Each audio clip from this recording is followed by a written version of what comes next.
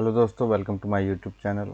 दोस्तों, ये हमारा फ़ोटोशॉप की सीरीज़ का थर्ड चैप्टर है और इस वीडियो में जो है हम टूल्स बार के बारे में जानेंगे कि जो लेफ़्ट साइड में हमारे टूल बार आ रहे हैं इनका क्या यूज़ होता है, हम किस तरीके से इनको यूज़ कर सकते हैं। एक्चुअली फ़ोटोशॉप में जो बेसिकली सबसे ज़्यादा यूज़ होता है वो इन्हीं टूल बार्स का ही होगा। तो हम एडिट मेन्यू से पहले इनको लेके चलेंगे ताकि इसके बाद फिर हम जो हमारी अगली वीडियोज़ होंगी उनमें प्रॉपरली उनको यूज़ करना सीख जाएँ। और टूल बार की हमारी जो सीरीज़ होगी ये 4 से 5 वीडियोज़ में जाके कवर होगी, क्योंकि टूल्स काफ़ी ज़्यादा हैं तो उसमें हमें टाइम लगेगा। और जो मेन बेस रहेगा हमारा फ़ोटोशॉप पे वो इन टूल बार्स के ऊपर ही डिपेंड करेगा। टूल बार में जो है हमारा सबसे पहला टूल है वो है मूव टूल। मूव टूल का बेसिकली यूज़ क्या होता है, आप किसी भी ऑब्जेक्ट को अपनी इमेज से अगर मूव करेंगे तो उसके लिए आपको मूव टूल को यूज़ करना है। जो हमारी राइट साइड में लेयर आ रही है वहाँ से जो हमारा इमेज का बैकग्राउंड है वो आपको लॉक शो कर रहा होगा। आपको इसको डबल क्लिक करके इस तरीके से लॉक हटा लेना है और उसके बाद जो है आप इसको जो देखोगे तो आप मूव कर पाओगे। आप इसको कहीं पर भी पिक करके और कहीं पर भी आप इसको रख सकते हैं।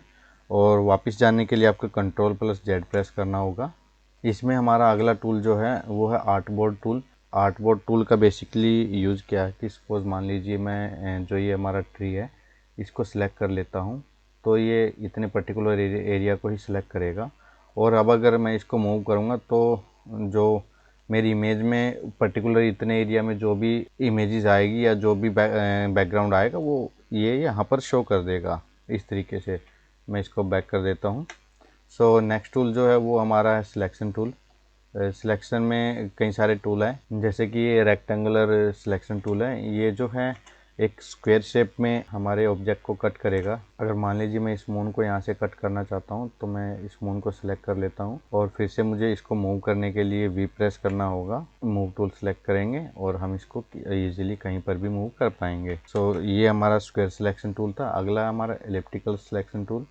एलिप्टिकल सिलेक्शन टूल में अगर हम किसी भी ऑब्जेक्ट को राउंड में सिलेक्ट करना चाहते हो तो वो हम यहाँ से कर सकते हैं। इस तरीके से हम जो है ओवल शेप में भी कर सकते हैं, प्रॉपर राउंड शेप में भी कर सकते हैं और एलिप्टिकल शेप में भी इसको हम कर सकते हैं। और वापस से हम इसको अगर मूव करना चाहेंगे तो मूव टूल लेके और हम इसको कहीं पर भी मूव कर पाएंगे। और इसके बाद जो है हमारा नेक्स्ट टूल रहेगा वो सिंगल रो टूल और सिंगल कॉलम टूल। बेसिकली इन टूल्स का जो वो हमें ज़्यादा यूज़ नहीं होगा, तो फिर भी एक ओवरव्यू के लिए मैं आपको बता देता हूँ। सपोज़ अगर हम मान लीजिए सिंगल रो कॉलम लेते हैं तो जैसे हम क्लिक करेंगे तो ये pixel by pixel 1 pixel into जो है हमारी पूरी विड्थ में इमेज को सिलेक्ट कर लेगा और उसके बाद हम इसको कहीं पर भी मूव कर पाएंगे। और अगर हम बात करें कॉलम की तो इसी तरीके से टॉप टू बॉटम सीरीज़ में एक एक पिक्सल जो सिलेक्ट कर लेगा और उसके बाद हम उसको कहीं पर भी मूव कर सकते हैं। अब इसमें जो एक इम्पोर्टेंट सेगमेंट हमारा रह गया वो है कि मान लीजिए अगर हम यहाँ से सिलेक्शन टूल लेते हैं, हमने रेक्टेंगल टूल ले लिया और हम इस ट्री को सिलेक्ट कर लेते हैं।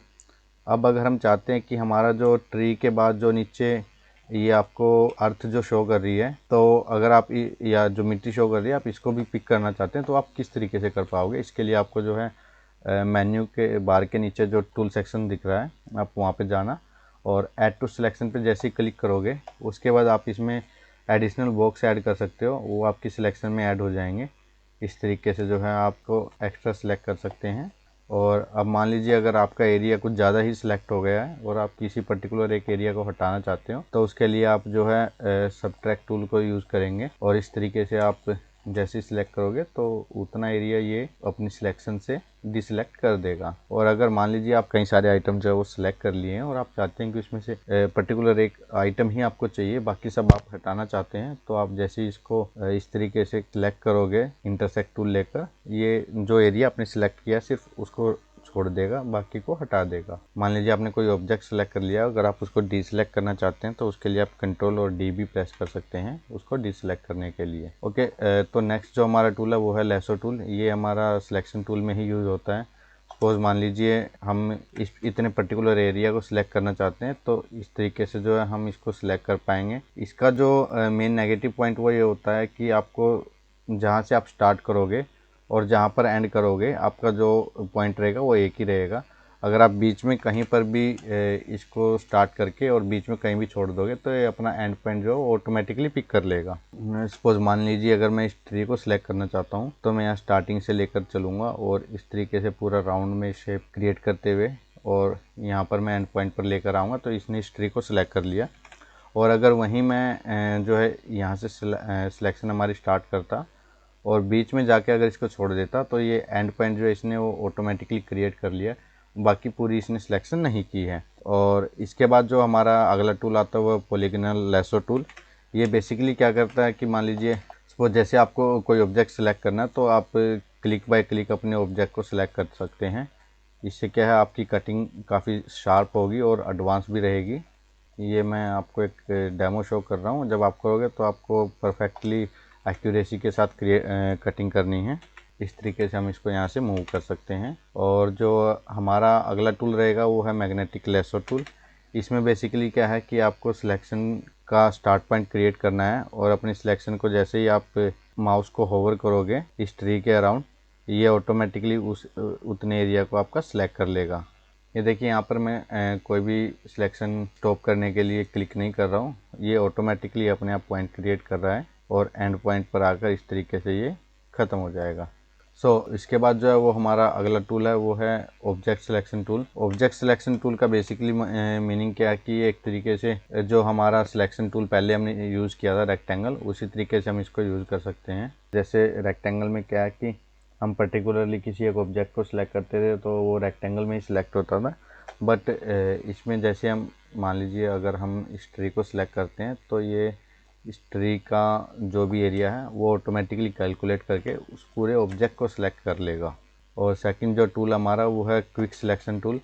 क्विक सिलेक्शन टूल का बेसिकली यूज़ क्या होता है कि जैसे मान लीजिए अगर मैं इस ब्लू कलर को सिलेक्ट करना चाहता हूँ तो इस तरीके से मैं इसको पूरे ब्लू कलर पर जो है मूव करूँगा और ये पूरा ब्लू कलर इसने सेलेक्ट कर लिया है। इसी तरीके से नेक्स्ट है magic pen tool. Magic pen tool में ये क्या करेगा कि जो भी कलर आप सेलेक्ट करना चाहते हैं उससे मिलता जुलता या उस ऑब्जेक्ट से मिलता जुलता जो भी ऑब्जेक्ट या फिर कलर आपकी इमेज में होगा ये उसको सिलेक्ट कर लेगा।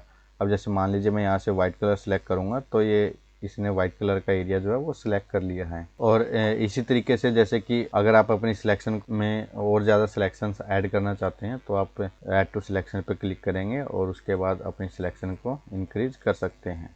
दोस्तों उम्मीद करता हूँ कि आप फोटोशॉप को यहाँ तक सीख गए होंगे। आज की वीडियो में इतना ही। अगर हम ज़्यादा टूल्स के बारे में जानेंगे तो वीडियो काफ़ी ज़्यादा लंबी भी हो जाएगी और आपको प्रैक्टिस के लिए जो है प्रॉपरली टाइम भी नहीं मिलेगा। अगली वीडियो में जो है हम बाकी के हमारे 4 टूल जो रह जाएंगे वो कवर अप करेंगे। Thanks for watching this video and keep supporting.